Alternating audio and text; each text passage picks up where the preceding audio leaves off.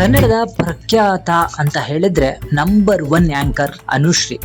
ಅನುಶ್ರೀ ಅಂದ ಕೂಡಲೇ ನಮಗೆ ಪಟಪಟ ಮಾತಾಡುವಂತಹ ಒಂದು ಹುಡುಗಿ ಅಂತ ಹೇಳಿ ಅನಿಸ್ತಾರೆ. ಆದ್ರೆ ಅವರು ಅನುಭವಿಸಿಕೊಂಡು ಬಂದಂತಹ ಜೀವನ ಸಿಕ್ಕಾಪಟ್ಟೆ ಕಷ್ಟ ಇತ್ತು.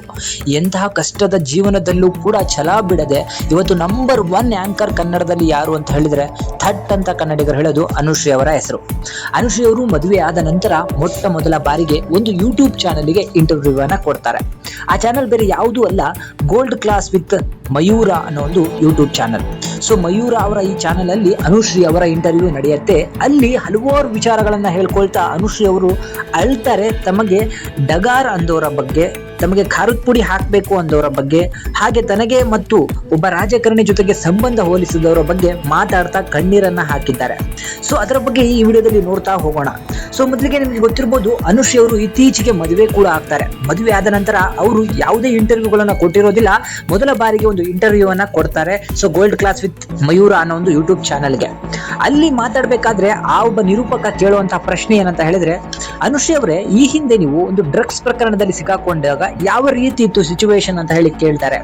ಆ ಸಂದರ್ಭದಲ್ಲಿ ಅನುಶ್ರೀ ಅವರ ಕಣ್ಣಲ್ಲಿ ನೀರು ತುಂಬಿಕೊಳ್ಳುತ್ತೆ.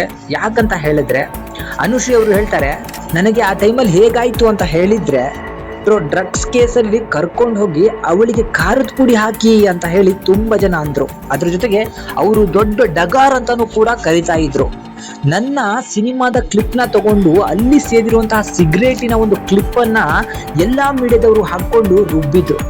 10 ಜನ ಹುಡುಗರ ಮಧ್ಯದಲ್ಲಿ ನನ್ನ ಫೋಟೋ ಹಾಕಿ ಬಾಯಿಗೆ ಬಂದಂತೆ ಮಾತಾಡಿದ್ರು. 16 ಕೋಟಿ ಆಸ್ತಿ ಮಾಡಿದ್ದೀನಿ ಅಂತ ಹೇಳಿದ್ರು. ಆ ರಾಜಕಾರಣಿ ಜೊತೆಗೆ ಸಂಬಂಧವನ್ನು ಕೂಡ ಹಾಕಿದ್ರು. ಅಂತಹ ಕೆಟ್ಟ ನಮ್ಮ ಮೀಡಿಯಾದವರು ಇವತ್ತು ನನ್ನನ್ನ ಕರೆದು ಮಾತಾಡ್ಸುವಂತ ಪರಿಸ್ಥಿತಿಗೆ ಬಂದಿದ್ದಾರೆ.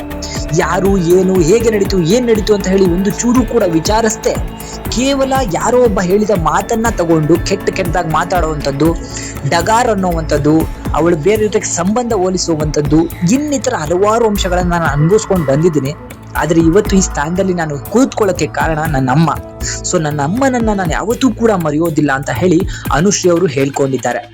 ಜೊತೆಗೆ ಹೀಗೆ ಮಾತಾಡ್ಕೊಂತ ಅನುಶ್ರೀ ಅವರು ಇನ್ನೊಂದು ಮಾತನ್ನ ಕೂಡ ಹೇಳ್ತಾರೆ.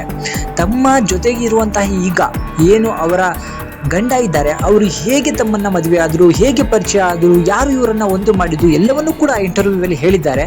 ನೀವೇನಾದ್ರೂ ಫ್ರೀ ಇದ್ರೆ ಆ ಇಂಟರ್ವ್ಯೂನ ಹೋಗಿ ನೋಡಿ.